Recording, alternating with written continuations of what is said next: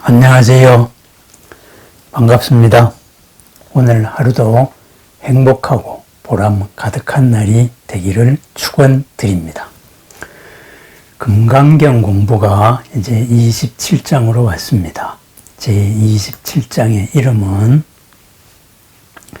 무단무멸분입니다. 무단, 아무런 의미가 없는 우연적인 것, 그런 것도 아니고, 그리고 무멸, 완전히 사라져서 없는 허망한 것도 아니다. 바로 이런 말입니다. 왜 이런 말이 나왔을까요? 왜 이런 내용이 나왔을까요? 여기에 대해서 우리는 그 앞의 장의 얘기를 잠깐 살펴봐야 됩니다. 앞에서 제26장에서 말하기를 법신에 대해서 말했습니다. 그래서 법신은 모든 특징을 초월한 것이다. 그래서 법신 비상이라 그랬고, 또 하나는 거기에서 개성으로서 형상을 통해서 나를 보거나 소리로서 나를 듣는 자는 잘못된 길을 걷고 있는 사람들이다. 그들은 결코 열애를 볼 수가 없다 하고, 그 다음 사국에서 분명히 말했습니다. 응관불법성, 마땅히 바라보기를 부처님은 법의 성품으로 바라보아야 된다. 그래서 즉 도사법신, 모든 부처님의 길, 진리로 이끄는 도사, 이끄는 스승들은 법을 몸으로 삼기 때문이다. 법신이다. 그리고 법성 비소지, 법성은 아르마리, 분별작용으로는 결코 이럴 수가 없다. 고피불능묘, 저것이다 하는 대상적인 사고방식으로는 결코 알 수가 없다 그랬습니다.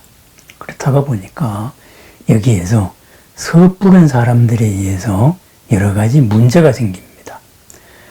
법성, 진리의 몸, 우리들의 원래 바탕은 진리의 몸인데 모든 한계와 모든 시간, 모든 공간, 모든 것을 초월한, 모든 것을 포괄한 근본적인 진리의 몸인데 그것을 내가 알고 있는 체계로서 파악을 할 수가 없습니다.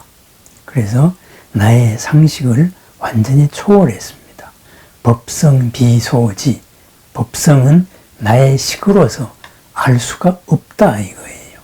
그래서 우리는 무엇을 안다고 할 때 저것이다 하는 대상의 사고방식으로서 비교를 해가지고 안다 이 말이에요. 그런데 그것을 초월했으니까 이것은 모든 인과도 없고 모든 의미도 없다. 불법 다 공이야. 허망하다. 이렇게 해서 단멸론자라 그래요. 허무주의에 빠지는 경우가 많이 있습니다. 그래서 그런 것은 불법이 아닙니다 하고 금강경이 못을 받고 있는 대목입니다. 결국은 뭐냐? 이 27장 무단 무멸부는 우리 부처님법이 존재하고 있는 것은 나의 생각을 초월하였다 그래가지고 허망하다 또는 아무런 의미가 없다, 허무하다, 그죠? 인과도 없다. 세상에 설명을 할 수가 없으니까 이런 것이 아니다 이거예요. 그럼 뭐예요? 가장 훌륭한 삶을 살기 위해서입니다. 보살의 삶을 살기 위해서입니다. 보살승으로 나아가는 자, 발취보살승자, 보살의 수레를 타고 나아가는 사람들을 위한 가르침입니다. 그죠? 일체의 지식에서 관념체계에서 자유로워라고 했다고 해서 일체의 지식이나 관념체계와 전혀 관계없는 이런 허망한 것이다. 이렇게 바라보지 말라는 거예요. 그래서 이것을 두 가지로서 강조하고 있습니다. 본문을 읽어 보겠습니다. 수보리여 어떻게 생각합니까? 열애께서 특징을 갖춤으로써 재상구족함으로써 위없는 바른 깨달음, 무상 정등 정각을 깨달아 얻었습니까? 수보리여 결코 그렇게 바라보아서는 안 됩니다. 그것은 무슨 까닭입니까? 수보리요. 열애는 특징을 갖춤으로써, 재상구족이죠. 특징을 갖춤으로써 위없이 바르고 원만한 깨달음을 분명히 깨달아 얻은 것이 아니기 때문입니다. 안욕 따라 삼맥삼보리를 얻는 것은 모든 부처님의 형상적인 특징 또는 여러 가지 다른 특징, 이런 상을 구족하면서 얻은 것이 아니다, 이렇게 말합니다. 모든 상을 초월한 거예요. 형상적으로도 초월했고 내용적으로도 초월했습니다. 그 다음에 그것을 초월했다 그러니까 반대로 빠지지 마라 해서 말씀을 하십니다. 또한 수보리여, 그대는 아무도 그대에게 이와 같이 보살의 삶에 들어간 자, 보살의 수레를 타고 나아가는 자들은 어떠한 법의 파괴나 단멸, 어떤 법의 소멸이나 단멸을 설하고 있다, 이렇게 말해서는 안 됩니다. 수보리여, 그대 또한 결코 그렇게 생각해서는 안 됩니다. 그것은 무슨 까닭입니까? 보살의 수레를 타고 나아가는 사람들은 어떠한 법의 소멸이나 단멸에 대한 것에 설한 적이 없기 때문입니다. 이렇게 말합니다. 모든 특징을 갖춤으로써 무상정등각을 얻은 것이 아니다. 그러면은 모든 특징을 안 갖추고 그냥 무상보리를 얻는 거냐? 무상보리가 무슨 허망한 거냐? 우리의 상식을 초월했으니까 그건 텅 빈 것이냐? 그런 게 아니다 이거예요. 결국은 이 말씀은 뭐냐? 부처님께서 불교의 원론으로 들어와야 됩니다. 부처님께서 출가를 하신 이유가 무엇입니까? 바로 모든 사람의 근본적인 한계, 왜 태어나고 왜 죽는 한계 속에 갇혀가지고 이 한계와 한계의 부닥침 속에서 불만을 가지고 불만족하고 갑갑함을 느끼고 나아가서는 괴로워해야 되느냐, 이러는 고에 대한 문제로서 출가를 하신 거예요. 그렇게 해서 마침내 거기에 대한 답을 얻으셨고, 그러한 우리를 태어남이라는 한계 속으로 가두는 이 모든 것에서의 자유를 얻은 거예요. 그래서 그거를 가르쳐 줬거든요. 그런데 거기에 도달하고 보니까 지금까지의 관념 체계라든가 이런 모든 사람들이 잘못된 방식으로 생각을 하고 있더라. 토대 자체가 잘못되었더라. 토대가 잘못되면은 모든 게 잘못되는 거예요. 비슷한데 아닌 게 되는 거예요. 그래서 그때까지의 모든 관념 체계, 아상, 인상, 중생상, 수자상이라고 말하는 이 모든 것에 머물러 판단하지 마라. 있는 것을 있는 그대로 봐라. 연기적으로 바라보아야 된다. 이것과 저것은 동시적으로 존재하는 것으로 바라보아야 된다. 무엇이라는 실체가 있는 게 아니다. 이렇게 설하시고 거기에 이르는 과정을 밝히셨단 말이죠. 그리고 그것을 실천하는 길을 제시해 줬어요. 우리가 흔히 팔정도라고 말하지요. 그럼 그거는 뭐예요? 모든 사람의 이로움을 위한 거고 모든 사람의 평안을 위한 그러한 진정한 활기찬 삶, 죽음이 없는 삶, 한계를 벗어난 삶을 위한 가르침인 거예요.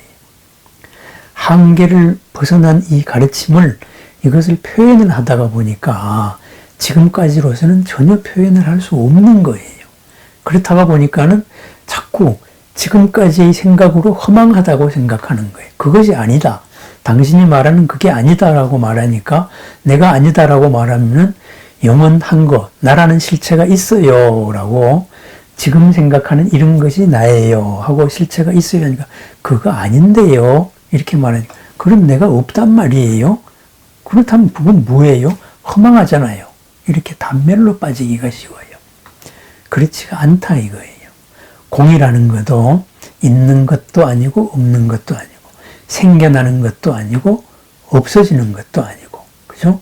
영원한 것도 아니고 아예 허망한 것도 아니고 오는 것도 아니고 가는 것도 아니고 이런 식으로 팔부중도로서 얘기하니까 그럼 뭐 전부 다 공 자체도 공이고 뭐 허망하네 이렇게 논리적으로 빠져요. 이런 사람들은 그 바로 논리에 빠진 거예요. 왜 이 가르침이 생겼느냐 이것에 대해서 근본 방향을 잊고 있는 사람이에요. 그래서 이 금강경에서 모든 관념 체계를 벗어나고 나의 지금 생각에서 벗어나라 이렇게 말하는 것은 나의 한계를 깨뜨려라. 금강이라는 벼락으로서 반야를 드러내어서 한 차원 높아지는 바람일의 삶을 살아라. 이렇게 말하는 것은 어떤 특징을 추구해서 그것만 하면 열매를 따먹겠다. 이런 생각도 버리세요. 또 그런 게 아니고 나의 생각하고는 완전히 다르다가 보니까 이거는 나는 불가능하다. 부처님은 전혀 의미 없는 우리와 다른 의미 없는 삶 자체를 부정한 거 아닌가 이렇게 생각하는 단면상 허무주의에 빠지기가 쉬운데 그것도 아니다 이거예요. 그죠? 그대의 생각이 잘못되었을 뿐 우리의 본래 바탕은 그렇지 않다는 거예요. 본래 모습은. 그것이 앞장에서는 법을 몸으로 삼는다 해서 법신이다라고 말했고 그 법신이다의 그 법신 진리의 몸, 그죠? 대상으로서 파악할 수 없는 거기에 이르는 논리적인 과정으로서 사람들이 빠지기 쉬운 오류, 이것을 부정한 것이 바로 제27장입니다. 왜 이 말씀을 하느냐? 이 말씀은 누구한테 하느냐? 발취 보살 승자, 보살의 수레를 타고 나아가는 자. 무슨 말이겠어요? 보살의 삶을 살아나가는 사람들을 위해서 그렇다. 보살의 삶을 살아나가는 사람, 바른 깨달음을 얻기 위한 사람입니다. 영원한 삶을 얻기 위한 사람, 영원한 즐거움, 신나는 오늘도 즐겁고 행복하고 항상 새로운 이런 삶을 사는 사람들입니다. 자리 이타, 나도 이롭고 나의 이로움이 남의 이로움이 되는 삶을 사는 사람들입니다. 그래서 보살의 삶을 사는 사람들을 위한 가르침이기 때문에 어떤 특징만 갖추면 그것으로서 깨달음에 이를 수 있다. 모양으로서의 특징, 개념으로서의 특징, 요거 몇 개만 갖춤으로 이룰 수 있다. 그것은 최고의 깨달음이 아니다. 그것은 어떤 새로운 한계 속에 있는 것이다. 그렇지 않고 또 어떤 아무것도 없다. 에? 그대들이 하고 있는 말이 다 틀렸다 그러니까 아무것도 없다. 허망하다. 이것도 부처님이 진뜻이 아니다. 이거예요. 있는 것을 있는 그대로 드러내서 바로 살자는 거예요. 남자와 여자가 만나가지고 바로 올바른 사랑을 하고 살자 이겁니다. 그죠? 남자는 이런 거야, 여자는 이런 거야 해가지고 서로 충돌하고 우리 집에서는 이랬는데 너희 집에서는 이랬는데 서로의 당연함이 충돌해서 갈등을 일으키는 것이 아니고 그죠? 아상, 인상, 중생상, 수자상을 버리듯이 그죠? 내가 당연하게 생각하고 있는 거, 내가 당연하게 생각하고 있는 거, 이 당연함을 버리고 우리가 만난 이 사랑을 위해서 있는 그대로 새로 바라보고 새로운 살림을 꾸려나가자. 이것이 사랑의 참 모습이에요.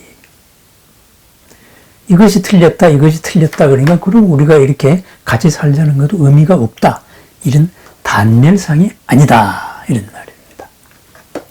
그래서 삶의 가르침으로 이 금강경 내지는 부처님의 진리를 받아들이지 못하는 사람들이 보통 삶 따로 지식 따로 그래서 지식으로 받아들이는 사람들이 이렇게 공의 논리를 단멸상으로 잘 빠집니다. 그죠? 모든 게 의미 없다 이런 식으로 빠져요. 그것은 그렇다면 불법이 존재할 이유가 뭐가 있겠습니까? 부처님이 법을 설할 이유가 없었던 거예요. 부처님은 마지막 돌아가시는 순간들까지 제자들에게 더 질문할 게 없느냐 이랬습니다. 그래서 아무도 질문하지 않으니까 진짜 마지막이 뭐라고 말씀했냐 하면은 그대들이 모르는 게 아니고 그대들이 벗들이 이런 궁금해하는 것까지도 남아있으면 질문을 해라. 이렇게 간곡히 했어요. 왜 그랬겠어요? 모든 게 허망하다가 아니고 보살의 삶을 살기 위해서입니다. 나도 이롭고 남도 이로운 이 삶을 살기 위해서입니다. 그래서 마지막에 부처님의 가르침이 게으르지 마라. 방일하지 마라. 부지런히 정진해라.